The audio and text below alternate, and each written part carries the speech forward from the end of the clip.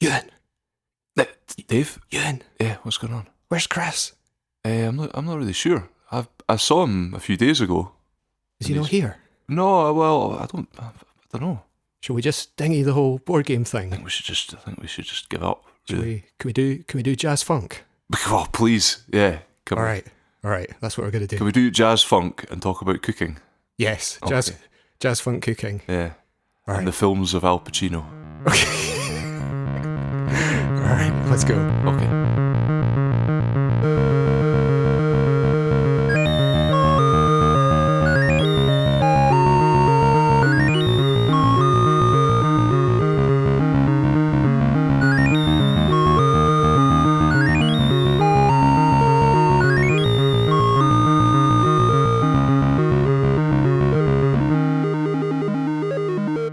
Good evening and welcome to the Large and Unnecessary First Player Token podcast. We are back. Happy New Year. Happy New Year, everybody. Happy New Year. Oh, that was... that sounded well weird. Yeah, well, if you haven't guessed by now, Chris isn't actually in the room with me and Dave. He's moved on. Yeah. He's ascended. This is a lie. This is fake news. He's not here, but if you listen just very carefully, it's almost like you can still hear him. The echoes of Chris on the wind. Hello. Pawel is also here. Oh, yeah. Also, I'm still very in the sick, country. I'm still in the country, whereas Chris is visiting a wholly different country. oh. Can I just say this is the weirdest round of introductions we've done? Well, it's a new year. It's all got a bit confusing because we're not all in the same room for a change. Yeah, we can't look at each other with scorn when someone tries to say something and you know it's going to be awful. So, yeah, Pawel and Chris are joining us across the internet, and me and Dave are here in the flesh. Mm-hmm. Pawel and Chris's We're flesh. still alive, No. You have dematerialized. We still have flesh. for the moment. Our flesh is elsewhere than your flesh. I'll just say I'm in the south of England where I've got a really unprofessional setup going on here. So at the moment my mic is perched precariously on an ironing board that I'm not sure I've set up properly, and my laptop is on top of a fan heater. Amazing. Oh, right. So yeah, I'm just sitting in a chair and trying not to touch anything. How's the fan heater figuring into the well-being of the laptop? Well, I haven't turned it on. All right, okay. It's just that it was the only real place I could put it. Right. I'm sitting in a spare room at the moment as well, so I'm trying to keep the noise at a minimum. So picture that at home. Yeah, listeners. picture that. Picture me just like trying Perched not in to a touch bunker. anything. Yep. Well, everything around me is just balanced. Pawel's in bed Just with the plague. I'm in my pants Well, yes. just because Chris isn't here and because I can. I physically couldn't Oh wait, stop you're him. still with Euan, aren't you? I just- Can't even tell you what Euan's doing. It's yeah. it's too hot for radio. It is large and unnecessary. No, After no, dark. it isn't, Euan. No, it isn't. Oh, Right, Euan, are you going to do this podcast then? are we? Okay. Yeah, well, Euan, you're in charge here. Oh my god, this was the worst idea any of you have ever had. So, yeah, today we're going to talk about some board games. Right off the bat, we want to say a few things about the general running of the podcast. Obviously, you may notice over the last few months, the release schedule's been fairly erratic. So, we're probably going to make a few changes in the coming episodes, and just sort of in our release schedule. So, maybe Chris, you've got a clearer way of explaining this than I do. So, take it away. Well, we had a meeting a couple of weeks ago, or was it last week? Yeah, it was last week, wasn't it? We had a meeting last week, and we talked about what we were wanting to do as a podcast, and we had to kind of be honest about the fact that we weren't getting some things done, in particular the board games episodes. So we've agreed on a few things that we're going to change. Now, one of those things is that the board games episodes will now be sort of as and when, rather than us trying to stick to the schedule of doing it every 2 weeks. So we are mainly going to be focusing on video games from now on. But the board games episodes will exist. Now, part of start tagging the episodes. So instead of just having our normal, episode 70 whatever, and then the episode title, they will be tagged with things like BG for board games and VG for video games. But also we're planning on doing some more sort of like RPG episodes maybe, and some like Pathfinder episodes perhaps. Those will be tagged as well. So there'll be a little key for you to decipher when you're looking at our episode titles from now on. But what that means, though, is that our episodes should be more regular. It'll just means that there'll be more video games episodes rather than anything else, because we play a lot of video games as a group, let's face it. The other thing is that we will be looking to add some new segments into the episode, so that we're not just talking about the games that we've played. We want to do try and sort of make things a little bit more interesting.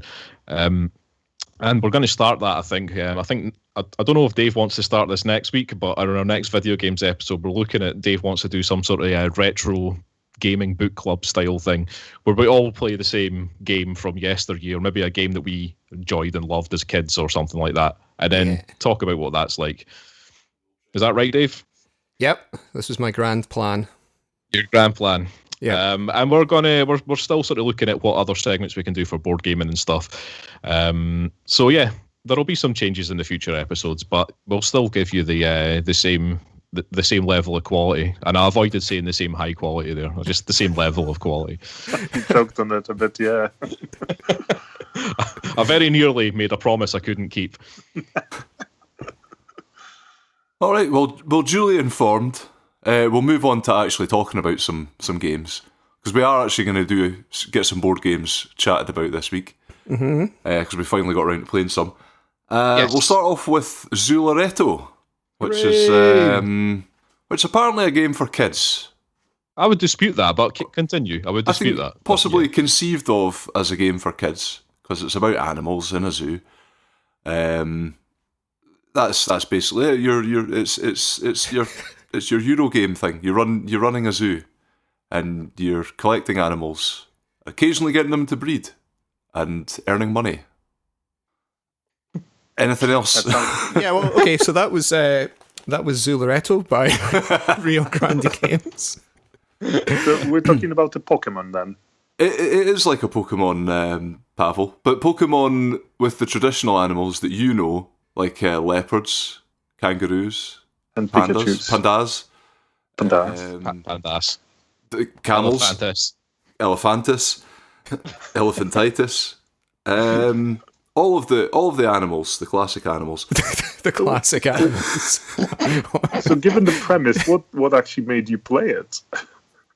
I've had this game for a while, actually, and I think I only played it once and I was drunk. So I kind of wanted to to get an actual proper feel for how this game actually plays. It's a very simple game, let's be honest. Yeah. And this is the thing. I would dispute whether it's for kids or not, because there is one sort of much more complicated aspect to it, which is to do with what you do with your money and how you get your money and all that kind of thing. So I don't know if it feels like it's a game that should be aimed at kids, and it's not really. So how this game actually works. Everybody's running their own zoo, and they've only got limited amount of space. They've got a number of basic, what is it they call them, like pens, or there was a word that they used for them. Enclosure, that's the one. So there's a number of enclosures in each zoo. I think you start with 3. You can buy a 4th one as the game goes on, but you can only keep one type of animal in each enclosure. And there's a number of types of animals depending on the number of players. So we played 3 players, so we had 6 different types of animals. We didn't play with the elephants because Dave, for some reason, decided pandas are better. I don't know why you thought that, but everybody knows pandas are a bit crap. They're a bit they're a bit cliche, aren't they? They're a bit cliche. Yeah, they're a bit. Aye, they've been done. They've been done. Yeah, I regret my decision now. I think that's probably why I did so badly at the game. Pandas are a bit old hat. That's why I did so badly at this children's game. It makes absolutely no difference to how the game plays, because the animals are basically identical in terms of gameplay. But yeah, what's happening is that these animals will turn up on delivery trucks, but this is the sort of the gamey part of the game. This is the game, essentially, is how these animals turn up in the delivery trucks, because you're drawing them at random. We did it from a bag. I think the game rules tell you to do it in stacks, but it makes no difference whatsoever. So you're just drawing blindly these tiles, and they'll either have an animal on it, or it'll be a stall thing that you can install, that you can put in your zoo, or it'll have a coin on it. And that's just one of the ways of getting money. And there's a number of delivery trucks, depending on the number of players, 3 players, 3 delivery trucks, 5 players, 5 delivery trucks, whatever. And when you draw a tile, you put it on one of the delivery trucks, and there's only 3 slots. And when it comes round to you, you can either put a new animal in, or you can take one of the delivery trucks, or you can do a money action, which is one of the sort of the more complex side of the game. So yeah, when you either put an animal in this delivery truck, or you take one of the trucks. Once you take the trucks, you can't take part in the round anymore. You have to wait until all the trucks are gone. So the gamey part of it is, do you draw a tile and put it in a delivery truck, or do you take a delivery truck early before it's full, just so that you can concentrate your zoo on specific things? So if there's elephants on one delivery truck and you're collecting elephants in an enclosure, you'd be tempted to take that truck because you want to fill your zoo as much as possible to score the most points. And that's essentially it. It's not a complicated game at all. It's only really the money actions, because that's where you basically use your money actions to fix your mistakes. Would you agree with that? Yeah, because a big part of it is the fact that you're guaranteed to get some stuff in there that you don't need, because you've only got. I think even when you extend your zoo, you've only got the 4 enclosures, so you're only there's always going to be stuff that's basically useless to you. Yeah. And that goes in your barn, and you kind of, at the end of the game, if you've got a lot of stuff sitting in your barn, you're going to lose points for that. Yeah, and also the way the point scoring works is based on how full the enclosures are. So sometimes you want to swap animals about so that you can more optimally fill your enclosures and score more points at the end. So, and it does get a little bit. I do kind of agree with Chris, is that side of it at the end where you're trying to shuffle stuff about, and you've only got a limited amount of money in true sort of Eurogame style. You never have enough money, and there's a diminishingly short number of turns. So it can be a bit, well, not fiddly, but a bit thinky at the end. Yeah. So yeah, I'm not sure kids would necessarily love that. It could be a bit frustrating. Yeah. No, it's what I remember the first time I played this. That was kind of a big takeaway from the game, was that it was far too agonising to be something that children would really enjoy. But it seemed like it had been set up to be, just the way the kind of theme worked out and everything. It just seemed like it had been set up to be for kids. Yeah, I mean, I must admit, it doesn't necessarily feel that much like running a zoo. No, I'm sure that wasn't the intention of the game when it was designed. It's a Euro game, Dave. Yeah, yeah, but the theme never works. Carcassonne doesn't really feel like building a castle. No, that's true. It really doesn't. Yeah, but sometimes when you play these games, they're like a pleasurable experience, even when you're sort of fighting with the Euro-ness of it. Like I find Ticket to Ride is quite often like that. Ticket to Ride is always nice, I think, to play, although it does depend on player count. But if you're playing a nice open game of Ticket to Ride, it's always kind of, because there's a sort of, it's not tactile, but there's a sort of pleasure of connecting things together and making things that you get, and you don't get quite as much of that in Zularetto, I would say. No, it's just shuffling. You're just filling your pens. Shuffling, yeah. But then, I suppose you get to the end of the game and you look at your zoo and go, this is a well-filled zoo. Yeah. It is, yeah. It's not how you would run a zoo, really. It's like, oh, well, I've got this amount of space and I need to fill it with animals of the same type in a sort of regimented order. Yeah. There's a couple of other little things in there, because, I mean, you could play this game just for the theme, because there is a whole thing, like, there's male and female fertile animals of every kind, and you get little baby animals that come with it, and you're like, aww. So, like, if you put them in the same enclosure, they will breed and give birth to a little baby animal, which takes up a space and can be part of your strategy. And in fact, we were doing it to each other, just like trying to put these tiles into different delivery trucks, deliberately put in, if somebody had the female fertile panda, we would put the male one in a truck that person really didn't want, just to make them, force an agonizing decision on them, basically. Do you go for that male panda, and then fill your zoo with a pile of crap that you can't use that you're going to lose points for at the end if you can't get rid of them. Well, I thought it was quite interesting with having the babies in it and also having this aspect of you've only got so much room for stuff, but then you do feel yourself compelled to go for like to breed the animals, even though you don't probably necessarily need to. I found myself with I think more tokens at one point than I needed for one of I had to like move stuff around in enclosures to actually make it work. Just because like the having the baby was going to just overflow my. We did play with the petting zoo mini expansion. Mm-hmm. We did, yeah. Which allow when two animals breed and create a baby, you've got the option of sending it to the petting zoo instead of putting it in the enclosure where the parents are, and then you get money. So it's another way to generate money, but it also somewhat limits the pressure, the space pressure that unwanted babies might put in your zoo. It wasn't an issue for me because my zoo was a strictly sex-free zone. It was, yeah. Yep, I was dead against it. Was that a rule that you decided on at the start, Dave? It was. That was a deliberate strategy I went for, Chris. I looked at how the game worked, and I went, you know, I reckon the way to win this game is to completely ignore this facet of it, which we've also modified in order to give you extra money. I was like, I'm just going to ignore that and just go my own way.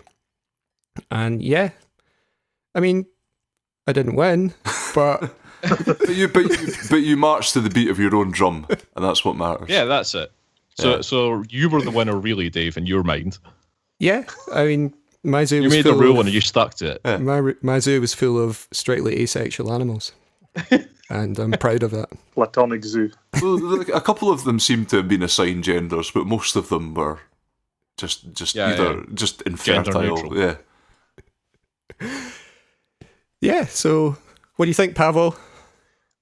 About the game as such, or about your particular strategy? Either. We always like to get Pawel. We always like to get your opinion on board games you've not played. So, please. As a gamer who looks for themes and board games and other types of games, and accepts mechanics as just an additional aspect of a gaming experience that adds to it or allows for it to be enjoyed, I'm going to say that, yeah, this doesn't really have a lot of science fiction or cyberpunk in it. Well, you haven't heard about the Zularetto cyberpunk expansion yet, have you? No. Tell me about that. It's like pandas with laser swords and shit, man. No, I mean, in all fairness, I do sometimes enjoy Euro games. Some of them tend to be done better or worse.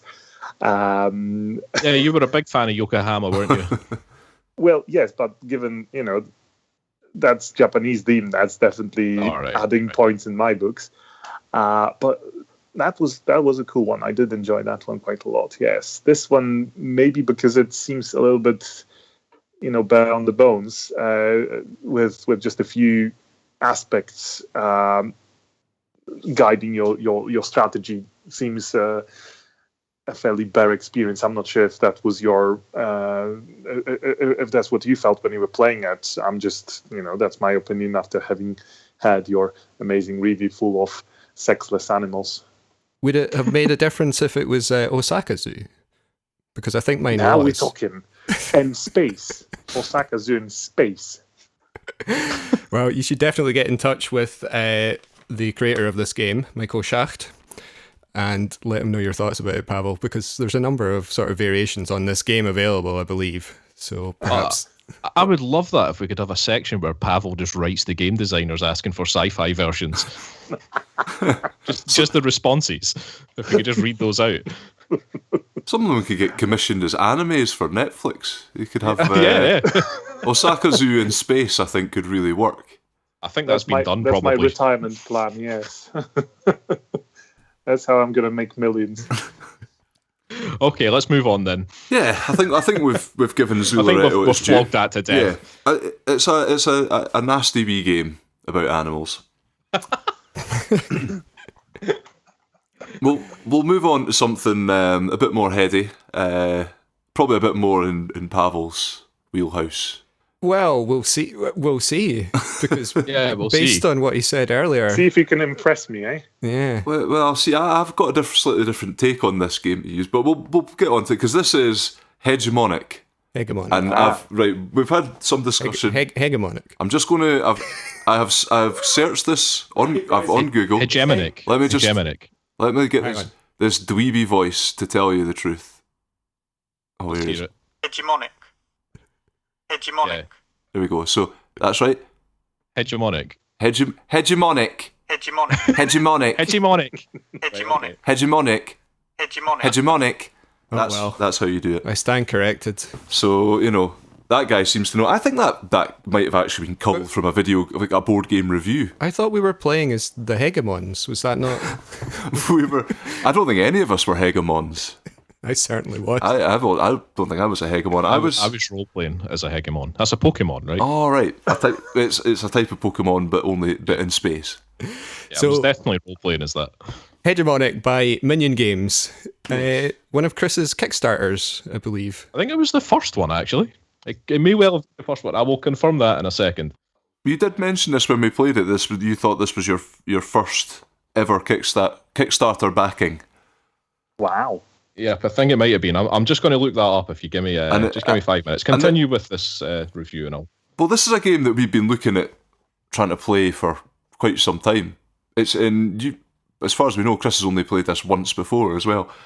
It's a space 4X. yeah, even strategy game. I would you call it? Oh, did Pawel just? No, that was me. All right. Yeah, I don't know if this is a 4X game, but carry on.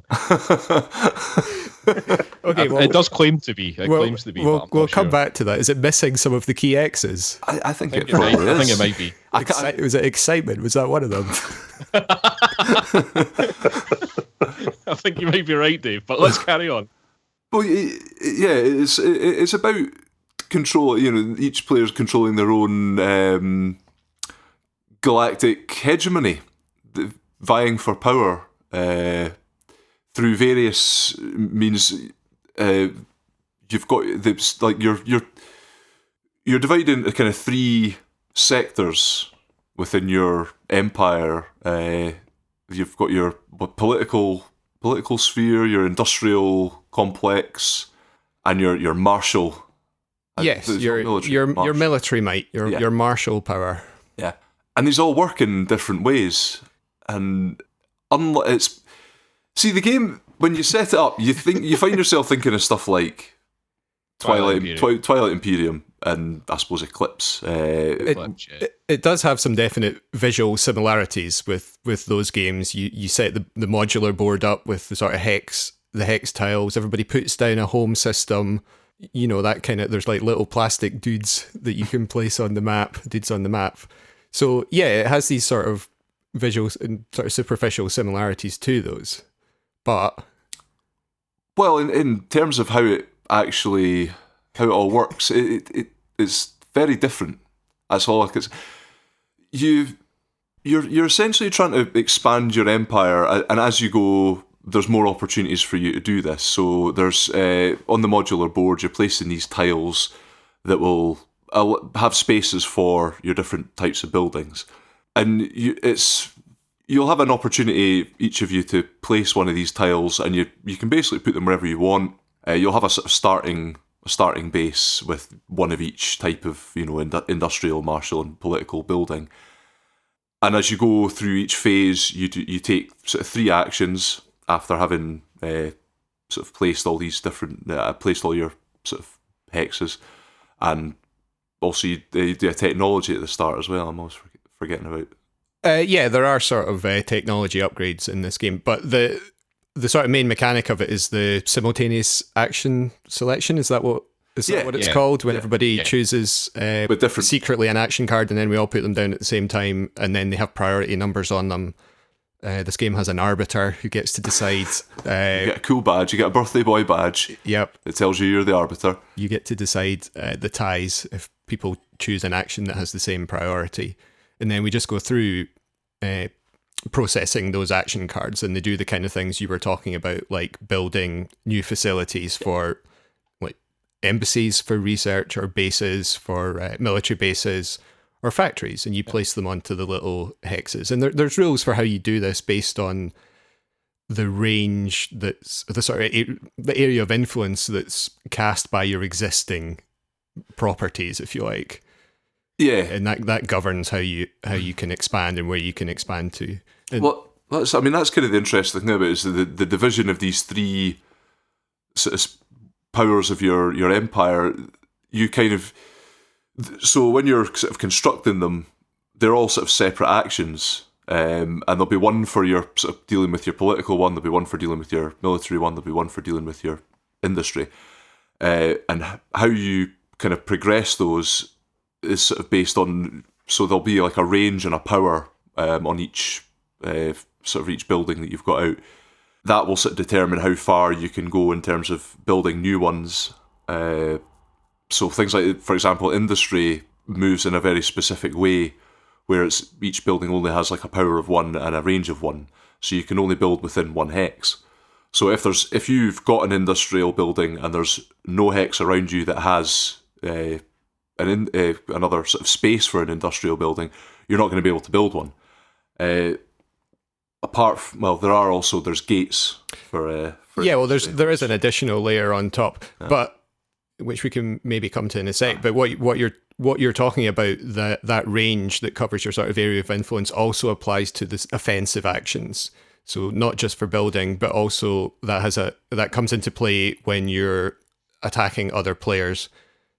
And there's kind of two ways you can do that. You can either attempt to just destroy their facilities, or you can attempt to take them over so that they become part of your empire. And that second action is more difficult. It costs you more money in order to merge other people's properties into your empire. And those are the sort of two key things you do during the game. There's a number of other actions that you can take that get you more money, or get new hexes on the board, and various other things. Yeah. But the thing is, in this game, each of those is different for each of the three types. This is the main sort of thing that makes it really complicated. Or it's not really hard to describe it, and for not just hard to describe it, it's hard for anybody to follow you without actually playing the game. Yeah, because it's playing the game that actually it sounds so complicated, but when you play the game, it starts to feel a bit more natural. It starts to feel like, okay, that does make sense. But yeah, the three different things, like the martial thing, it's all to do with, you've got these little fleets that you're moving around the board, but they only have a limited amount of power themselves. So that you have to try and get them to attack things that are within range of your military bases, and if your military bases get attacked, all the military bases that are within range of that one will support it and everything.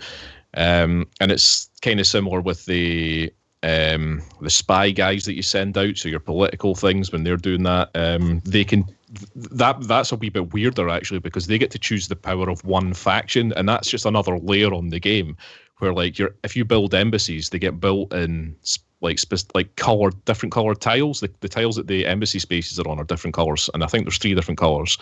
And if you have lots of green embassies, let's say, then you send your spy to go and try and take over somebody else's embassy, then you can call on one of those factions, so you can take the green faction power. So all the embassy power that you have in green faction tiles will support that guy. And the industry is just like, they don't have a piece that moves about the board. They just they just have a range, and they can just try and take each other over. And I think that's one of the rarer things in the game, is the industry combat.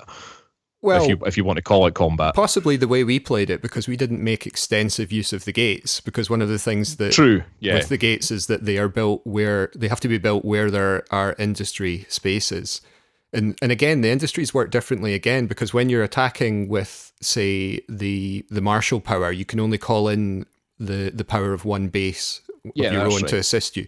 When you're using your when you're using your industrial muscle to kind of intimidate other factions, you can call in all the industries that you have that are within range, but they have a very short range, but you can use all of them. So if you have a cluster of industries together and then you build a gate, because gates basically make just connections on the board, they're considered adjacent. If you've got the 2 endpoints of the gate are considered adjacent.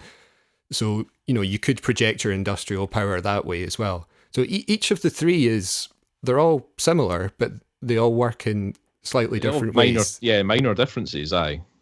And I think this was the bit that probably took us the most time to get our heads round. Yeah. We were still... How long did we play this game for? It's a long game. It wasn't as long as I thought it was going to be, but it was, maybe 4 hours? Yeah, and obviously this was a learning game, so it wouldn't normally take that long to play a 4-player game. But we played for, let's say, about 4 hours. On the final turn, we were still like discussing some of the aspects of the rules of like offense and defense.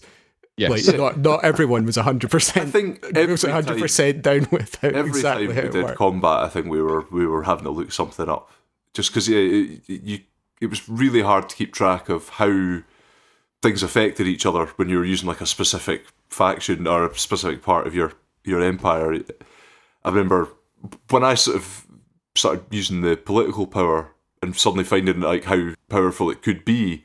I had no idea what I'd done at that point. It was just like sheer luck, basically.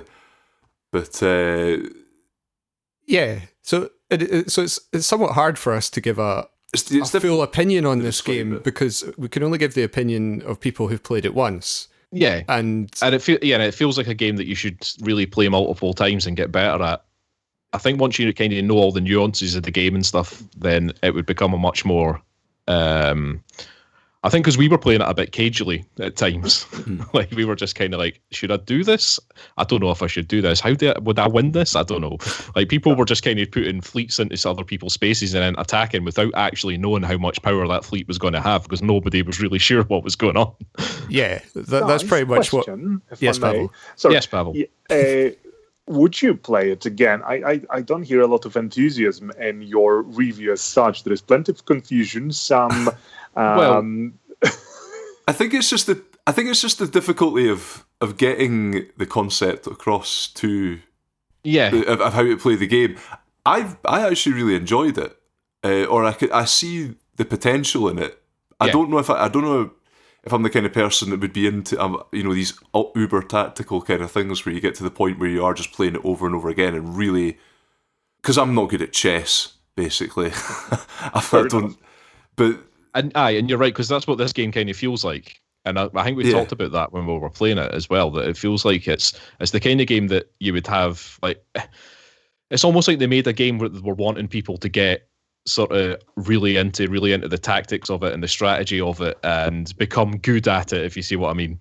That's the kind of game it feels like, like chess. Yeah, I think with, like, as you said before, you mentioned like the layers, it is just one thing on top of another. It's quite hard to just trying to keep track of what it all means and what your position in it all is, and things can shift so quickly. I mean, I think that is how the game is meant to be, because if you're I think when you're making an attack on something, it is very much like you're kind of going out on a limb, and you kind of know that you're going to be leaving yourself open in some other way, but everybody's in the same position, really. You can't, it's quite difficult to kind of bolster yourself up so you're this kind of impregnable empire. I think the game's almost too clever for its own good, I think. Because what you're talking about is by design, because it does that does something very clever, that it solves a problem that happens in games like Twilight Imperium, where a lot of it is dependent on who you sit next to.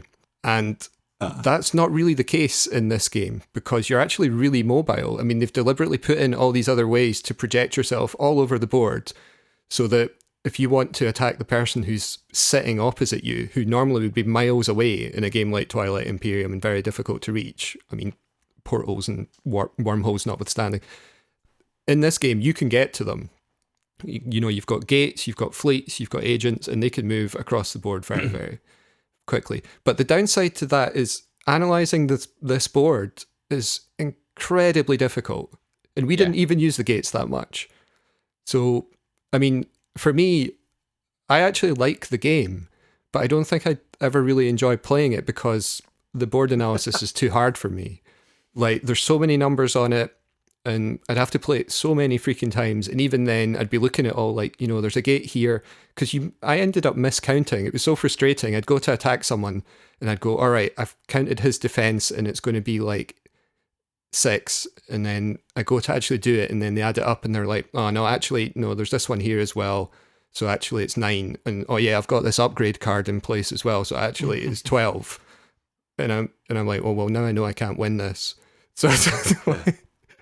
So that's not a flaw of the game. So I'm not really criticizing the game as such, just the fact that I find it probably just a bit too hard to play. So it's not the rules. I can get the rules all right. Play it once or twice and I've got the rules down. But even then, there's just so much going on. I would take forever to take my turns, and I already take a long time anyway. So, what was the term you used to describe this game, Euan? Oh, it was tactic soup. Tactic soup. Tactical soup. I think that's probably true. There's just too much going on. I think I started enjoying the game. No. Listen, Pawel, right? I enjoyed this more than I thought I would. Okay, when I first backed this on Kickstarter, I thought it was going to be something a bit different from what it was. I played it once with like one other person, so I played a 2-player game. Wouldn't recommend it. But now I've played it with like 4 people. I enjoyed that way better, and I enjoyed it much more when I stopped worrying about like whether my places were going to get attacked or not. I think, because I think it was more just a case of, I think I don't know which one of you it was that mentioned earlier that was saying that you're kind of mobile in this game and things kind of change quite quickly. Was that you, Euan? Yeah. I do feel that's how the game's meant to be. Yeah, and I think so, and I think that's an expectation. I think the idea is that you do get a lot of sort of points when you're attacking things in different ways, especially I find with the political thing. And I feel that like things are just going to change hands quite a lot in this game and get destroyed and rebuilt and blah, blah, blah. And I think that once you just kind of grasp that and sort of let go of this whole sort of empire protection thing that you're doing, when your natural reaction when you're playing these games is to try and protect your empire. When you've built something up, you don't want to lose it. But I think in this game, you kind of just have to expect that you're going to lose a lot of stuff, and it's all about what are you willing to give up in order to go and take something else, Because, I mean, we haven't really discussed what you score for in this game, because the point scoring in this is to do with sector tiles. So there's actually, when you build up the galaxy, you make it out of a number of sector tiles depending on how many people are in the game. And I think we had, 6? Including the mid, and no, 6 or 5 or 6 plus the middle section. I think it's 6 in the middle, yeah. And 6 in the middle section. And it's all to do with how much presence you have in each sector. So actually it's worthwhile for you to press out and try and get points in all these different sectors. And whoever's got the most power in each sector will score the most points for that sector and blah, blah, blah. But just having presence somewhere will give you something. And I think it took us a while to actually... It wasn't until the end of the game that we all really started to press out. I mean, it was like Dave was saying, you were opposite me, but I managed to, at the end of the game, just build some gates or something like that, and then push into the behind your base basically, and take something over there just to give me presence in it. Yeah, as distance. If you want to attack someone on the other side of the board, the distance is basically irrelevant in this game. Because if you get the resources together to do it, there's nothing really stopping you, and that's quite a cool aspect of it. There are other layers in this game. There are the technology cards and stuff.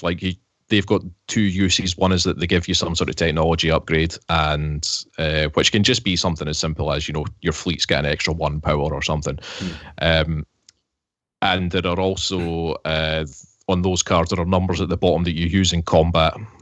So when you're playing combat, it gives a sort of randomization, but you get to choose which card you play. So, if you really need to win a fight, you can go and put your highest numbered card in if you want. But there are other things. We played with the sort of leaders, sort of advanced rules. Every race had a leader, which gives them some sort of ability. Are those leaders... sorry to interrupt, Chris. Are those leaders a sort of optional rule? They're an optional rule, yeah. Because one of the things I was going to say is this game may as well not have those leaders, and I would take them out. Because, right, well, that's... So but I thought we might as well play with them. No, I did. That's not... Yeah. But, that makes sense. I understand now. Because I thought they were quite a curious addition. Yeah. Very, very sort of gamey. And, you've got this very abstract game. And then you've got these cards with, amazing art and really characterful names for each of the factions on them, which really doesn't tie in very well with the, I mean, that didn't come across at all. Like, Oh, you're right. I couldn't tell you what faction Chris was in that game. And Euan did one cool thing once where he moved a sector from one place to another, but he only did it Using once. that leader, yeah. Yeah, he only did that once in the game. I was the. I've got it in front of me in the rule, but we were the Archons of the Void. Oh. We bring light to the eternal void. Oh yeah, the names are amazing, and the art on the little cards is phenomenal. Although you don't really see it though. You're right. You don't feel particularly connected to your your race or whatever it is you've got in that. Not in the way you would with something like Twilight Imperium, where that's so central to your tactic and how you play the game. The setup in this for each player is basically the same. And because the powers for your sort of leaders, they don't come out until you're not really going to use them until you're a couple of turns in. They don't seem so fundamental to how you play it. Yeah, and they don't. It's just like there's 3 different things you can do, and it'll depend. Like 3 different powers that you can activate in different tiers, and it goes up a tier every turn that you don't use it, sort of thing. But some of mine were like really dull, like an extra point for the fleets. I mean, I was a marshal. Yeah. Thing. I mean, 1 extra point for the fleets could be pivotal, but can also be nothing a lot of the times. It just wasn't especially exciting. Well, that one where you moved the sectors. Well, that's what I was going to say. I mean, seems to me fundamentally broken. And like, you only did that once. You should have just done that every time you could. I can think of nothing, no more of a bigger pain in the arse in that game than for someone to have placed down a sector next to their empire going, right, okay, this is what I'm going to do with this.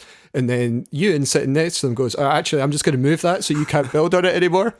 It's interesting because that sector I moved from Dave's area of the board, and he didn't say anything about it at the time, but there's certainly a certain amount of bitterness is coming across about that. Oh, yeah. Is he red-faced, Euan? I wish I was there. You only did it once. But at the time, this is only in retrospect after I thought about it. Yeah. It's actually, you know what? That was all right. That was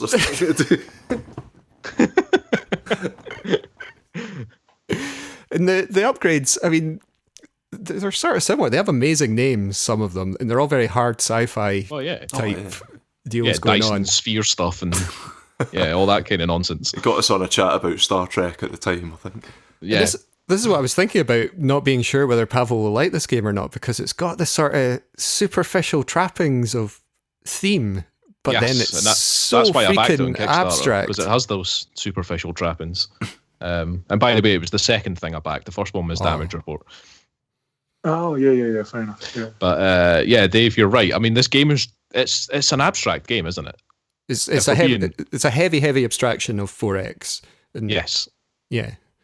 I would agree with that. I think I'm a wee bit with Chris about this, that I don't think it's fully 4X because it's so abstract. It might encompass some of those ideas, but you're not necessarily doing some of them. It doesn't feel like you're doing them. I think you are doing them. It doesn't feel like you're doing them is the difference. Because I think if everybody's expectation of 4X is that it's going to feel like you're doing these things. It feels like you're running some sort of civilization that's doing these big grand things that are... And the 4X is, explore, expand, exploit, exterminate. You could argue that you do all of those things in this game. Yeah. But it just doesn't feel like you're doing them is the thing. Because it just feels like you're like... taking over political embassies. No, totally. I mean that in a really abstract manner. That being said, though, I feel that actually it's like the theme works for the game, and I think it does actually, even though it is as abstract as it is, it still feels right. The whole notion of how it all works in the political power and the industrial power and the military power, these sort of different sides of running an empire. I don't know. It works certainly for the space kind of grand space opera thing. It definitely brought back made me think of things like Dune or like the sort of Ian Banks novels where these kind of you're looking at civilization in space on a grand scale, and it is about the power of industry can sort of can be used to something like annex part of another empire, or just the sheer political influence that you have can allow you to take over another empire or something like that. I thought all that was there. So it's not an entirely unthematic game. It's all present in the playing of it. I'm sort of 50-50 on that. I totally know what you're talking about, and I do agree the distinctions between the three sort of spheres of influence work in a sort of nice thematic way. Yeah. So when you use your industries to take over someone else's industries, it's a merger, and the way they have different ranges and pull in different amounts of influence from others. It does give a kind of thematic aspect to it, but only kind of. I mean, maybe what I'm picking up on there was something that the game that Oliver Kiley, the game designer, maybe really wanted to get across. And that's maybe where he's gone slightly off the rails and focused so heavily on that and made it so convoluted that maybe to the detriment of the overall experience. But I really like it, and I think I think it gets the theme across well. Right, so Pawel, does this sound like something you would play then? I always like to ask this question. Thank you. Yes, I do like to put my stamp of approval or disapproval to things. You know what? You guys had plenty. Some of you, obviously, had plenty of reservations, and I can see where they come from. I tend to get confused if rules get overly complicated. We've played plenty of games where I've essentially tried to sort of get my head around rules up to and including the last round. So I think the first game I would play of this, I wouldn't really probably manage to do anything logical or, anything that actually has a point. All my actions in a first gameplay would be just to grasp the rules. But sometimes it's okay. The one thing I do like in games like this is what obviously Twilight Imperium has, which is a strong sense of faction identity. But fair enough, in chess you're just white or black. So having said that, there are aspects of this game that Euan's just highlighted a moment ago that I do find a bit, intriguing, different from what we normally play in 4X. And this probably boils down to what you guys said. It's not really a classic 4X, but that doesn't necessarily mean a bad thing. There is something in it that a classic 4X does not have that I'd be curious to explore. I just have to commit enough time to actually go through the rule book. But yeah, let's play it. I mean, I'm up for playing it again now that I know how it works, and I think it's one of these things that we shouldn't leave for another 4 or 5 years or however long it's been since the Kickstarter finished. We should be playing player versus player competitive games that don't reward sitting in your own empire, because every single time we play competitive games, we are very defensive until the last 3 rounds. At some point, somebody maybe decides to do something, whereas this game seems to be sort of rewarding, jumping around the board. Oh, yeah. So that's definitely a good aspect. It's because it's an area control game, and it's in such a... I mean, I would say the board is quite small for a game like this, so I think it does kind of force you. If you want to win this game, you have to push out. You can't just sit where you are. Protecting your own empire doesn't help you in this game. You do. You do have to build defensively as well, though. Like the way you build is you can't just build randomly. So there are both aspects, but it's not Eclipse where everybody sort of waits until the last minute and then has one final climactic battle. Moves into the centre of the galaxy, takes the engines off their ships and replaces everything with guns. Yep. God, I love doing that in that game. Okay, right. Well, we'll say that's that talked about now. I think it is 10 out of 10 for Hegemonic. A wee beauty set in space. Euan likes it. That's because I won. This is the second time we've played like a sort of really heavy space 4X game that I've won purely out of the fact that we're all unfamiliar with the rules. Now, don't be so hard at yourself, Euan. I'm pretty sure you did something right. No, Euan just thrives in chaos. Nobody knows what they're doing, but you. I think so. It felt very much like things went the same way they did when we played Twilight Imperium, and I was just like, well, I'm just going to plough my little furrow here and hope nobody messes with me, and luckily nobody did until it was too late. Pavel, do you remember when we played Twilight Imperium? Well, Do you remember what happened to you when we played Twilight Imperium? yeah, we didn't just sit around till the end. That's basically what happened to me in this game. Really? Oh, that's nasty. The only difference is in Twilight Imperium, people sort of helped you out of pity.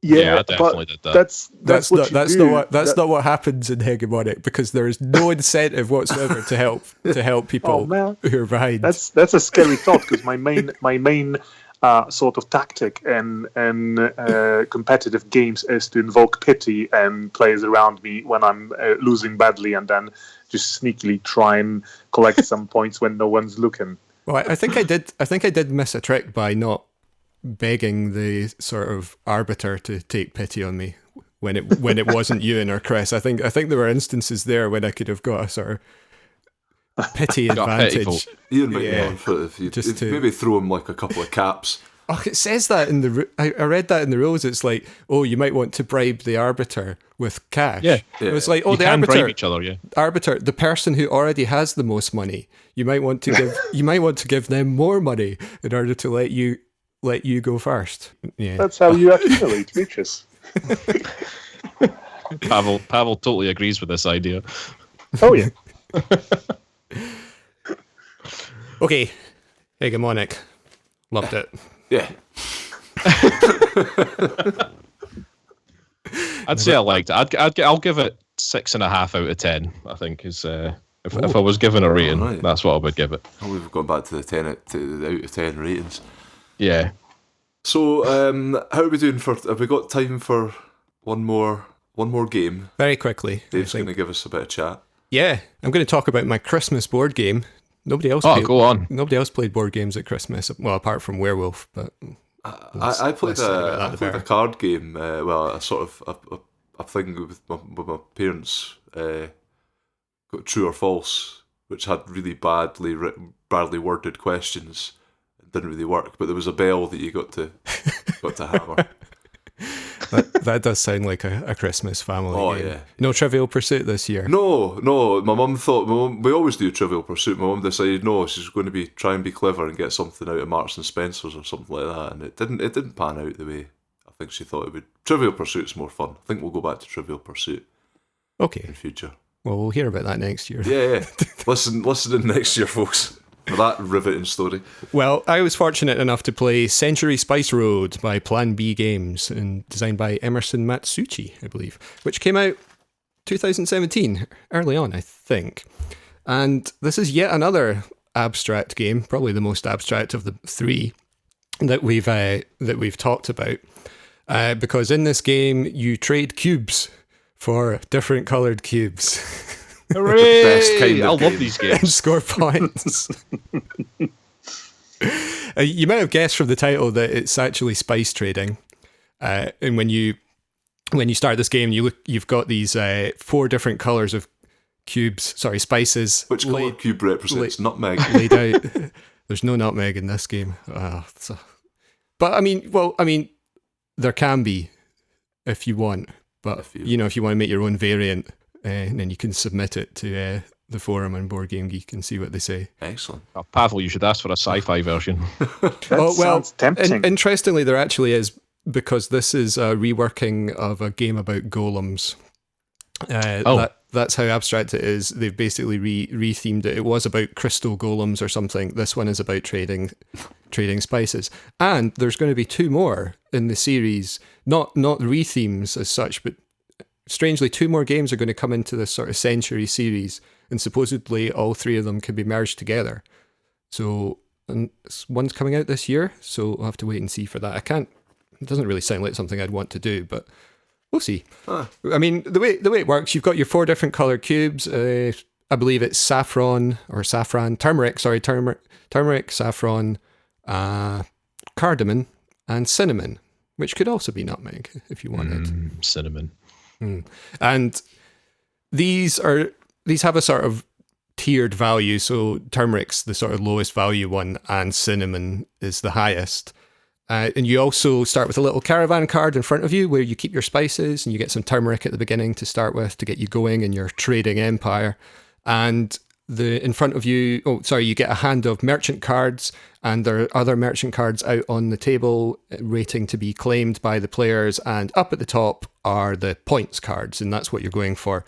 You have to try and accumulate spices, and then each of the points cards has like a certain number of spices on it. You spend those spices and you get the points cards, and they have different values of points on them, and the game ends when somebody's got 5 of these points cards.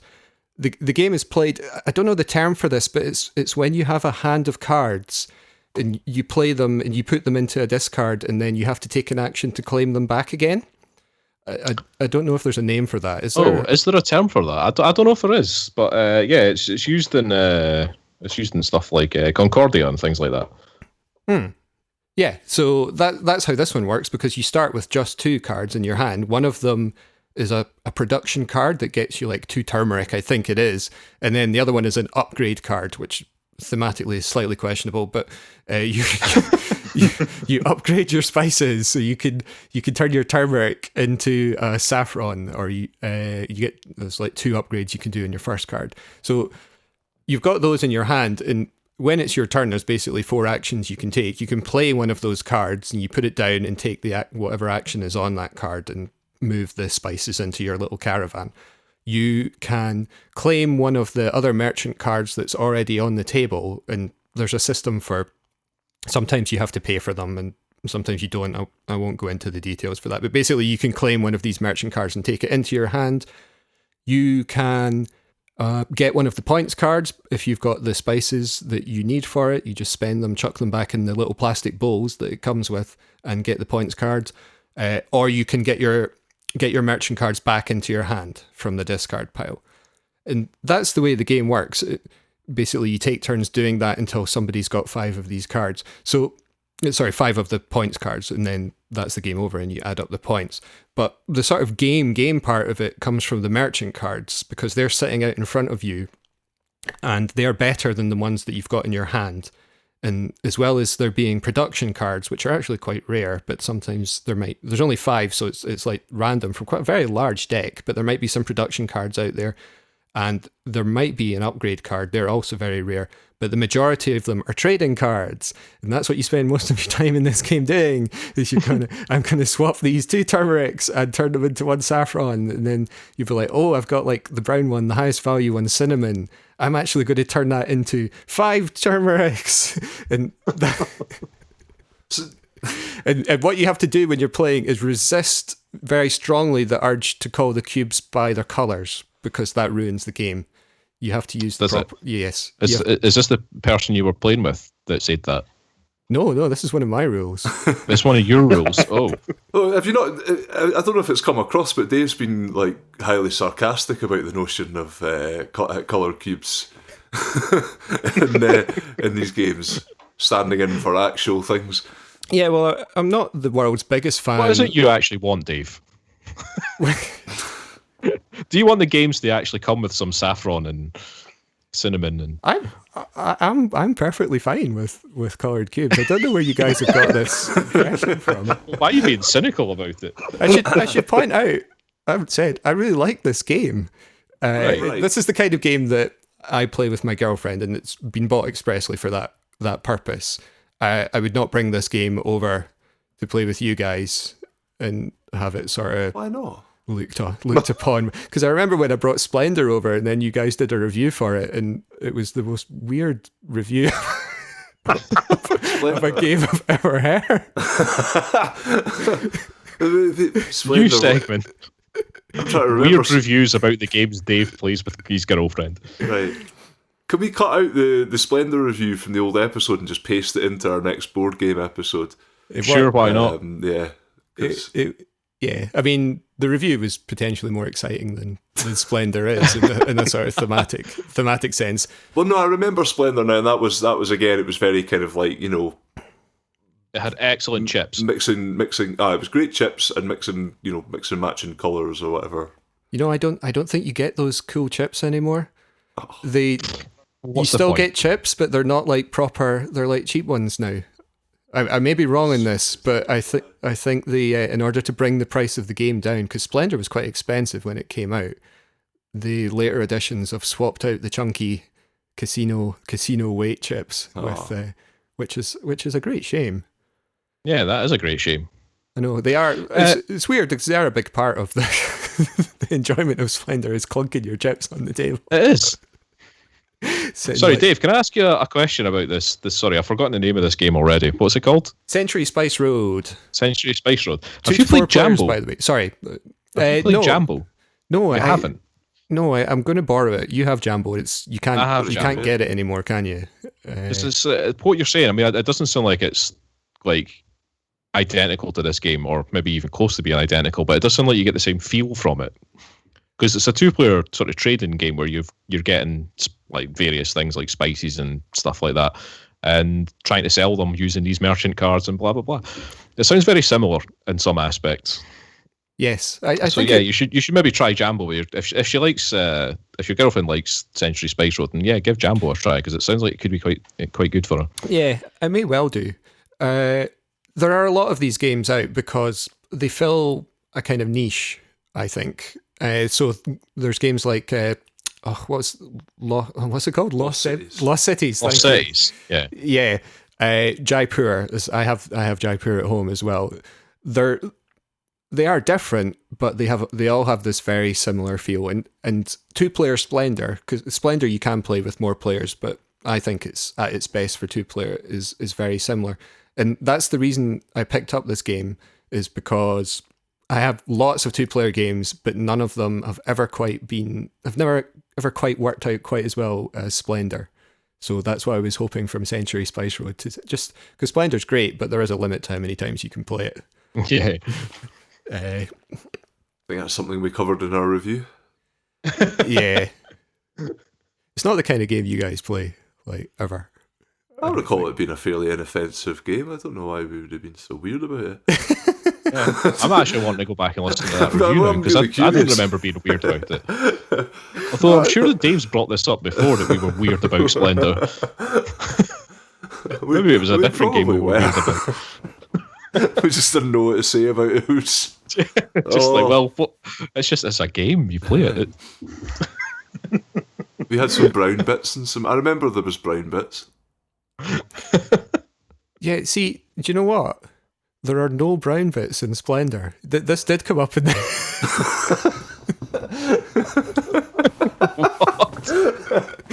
They were like, oh yeah, the brown ones. It's like, there's no brown ones. I've got like sort of. Am I colourblind or something? Anyway, so yeah, I do like Century Spice Road. You can probably imagine the concept of swapping cubes for different colored cubes is not for everyone. Just because sometimes it just feels like, and also it's not trying to figure out how you win, and like how you do better than your opponent is not immediately obvious. I mean, you've got these cards, and they're like, do I take a merchant card? Is that one better? I mean, what you do is you chain them together in your hand, and eventually, you start with 3 yellows, and you end up with something much better than that after you've played your little chain of cards.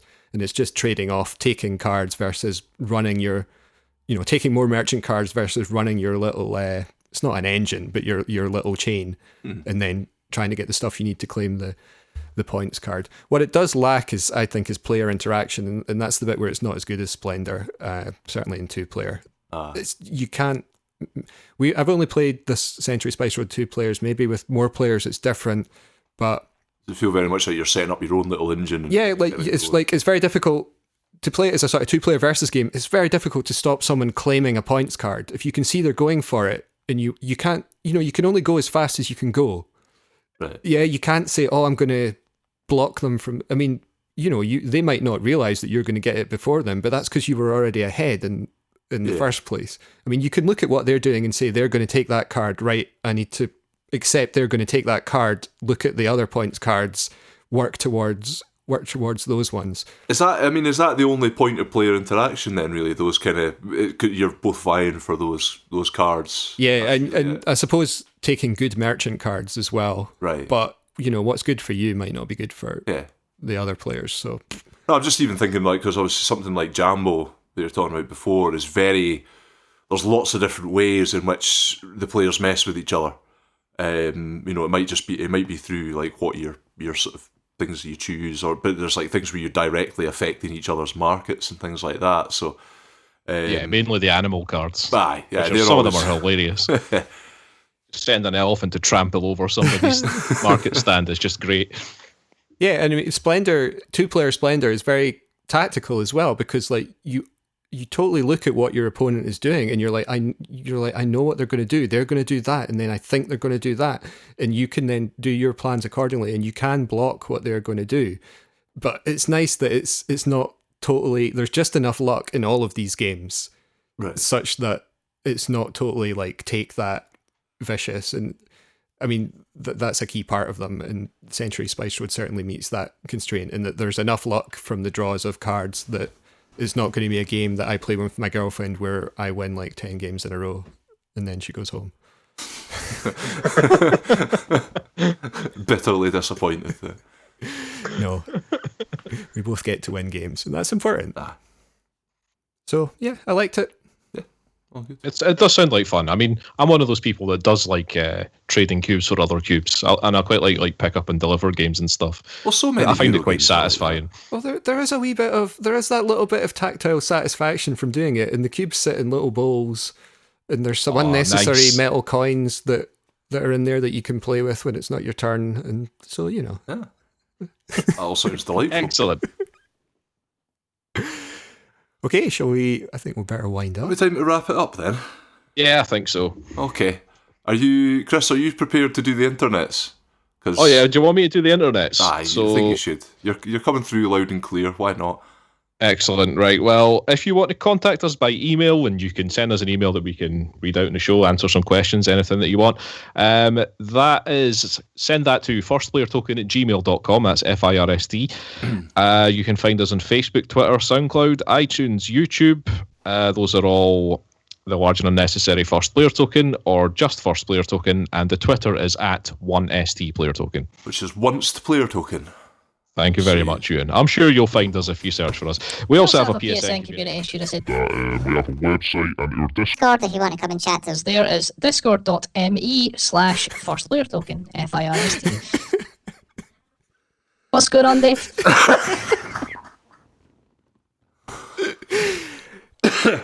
Sorry. I'm recording the podcast this week. We forgot Technical difficulties. We didn't mention that, and so I have all the powers, and yeah, I've got a few extra things at my control, which Right, are you making my voice sound weird? It's just a few critters in the line, Chris. Nothing to worry about. Right, just a few critters. Right, A few sound. critters. I will carry on then.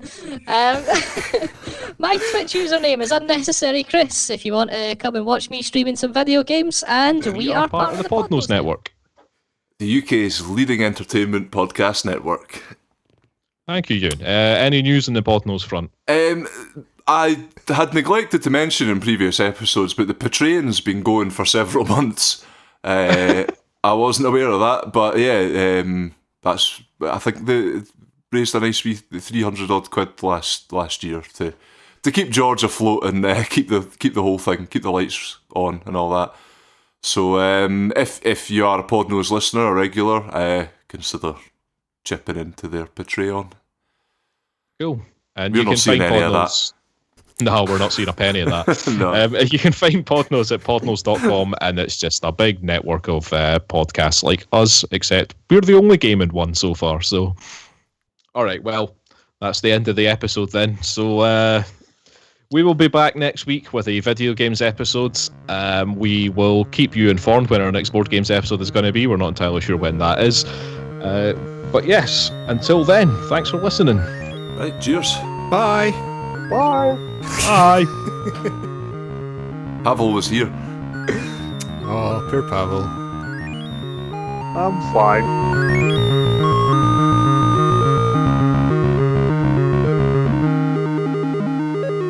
Henry VIII is sitting there well- snapping them up. He's sending everyone out for these brown jewels. Oh, lovely brown jewels.